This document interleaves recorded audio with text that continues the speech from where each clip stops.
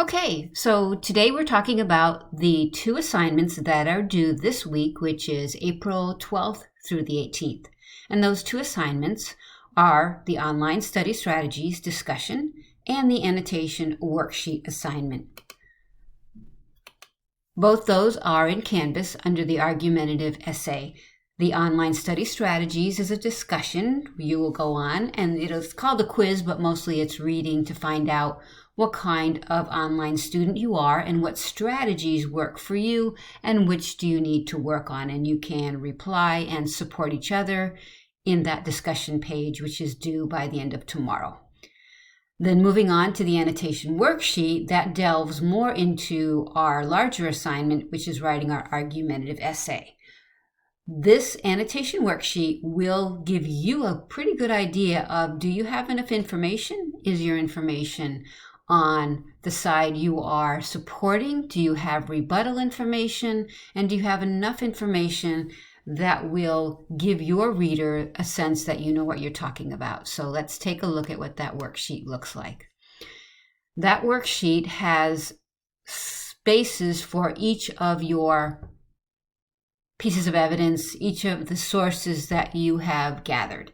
And you're going to look at each source A, B, and C. And in this, I would strongly suggest that you put down the actual MLA citation.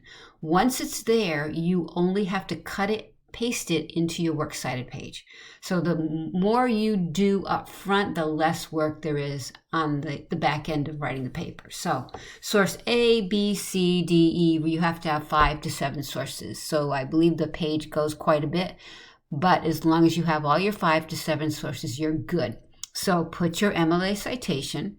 Next, you're going to indicate if it's for, against, or neutral. So for would be the side that you are persuading your reader on. Against is obviously the rebuttal. What would people debate against it?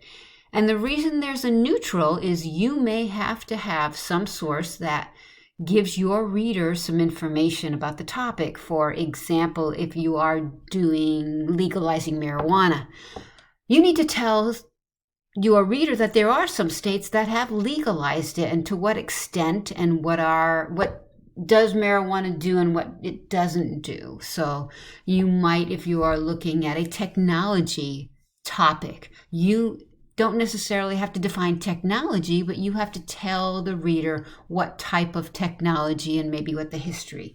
This should not be a large part of your paper. It's a little bit of the intro, but at times we need to familiarize our reader with the topic before we get into the argument. Then here you will put what's the main idea of the source in your own words, and then you will put either a direct quote, paraphrased information, or a summary. Not all of your sources you will be taking direct quotes from. Only use direct quotes when you absolutely have to. You may read a paper and you're like, I'm getting a pretty good idea of what's in this paper, but there's nothing I want to quote word for word. But because that information is now part of your knowledge base that you're going to put in the paper, list it as one of your sources and in your own words, put some summary. And you'll go down and do that for each of your sources. You will have more for your topic and fewer against, because the bulk of your paper is going to be for persuading your reader on a certain point. In reality, if we were doing this in the classroom, I would probably have you bring in your sources and highlight and show me where you're doing things, but this is our new normal. So let me know that you have enough information and where the information is coming from, with the thought that research is an ongoing process, and if you list something on this page and you end up not using it, or you add more later on, that is perfectly okay.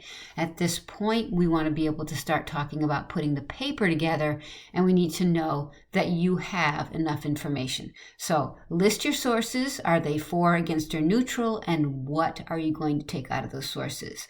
And then next week, we will talk about how we actually put that paper together. As always, hope you are well and safe, and email me with any concerns that you have.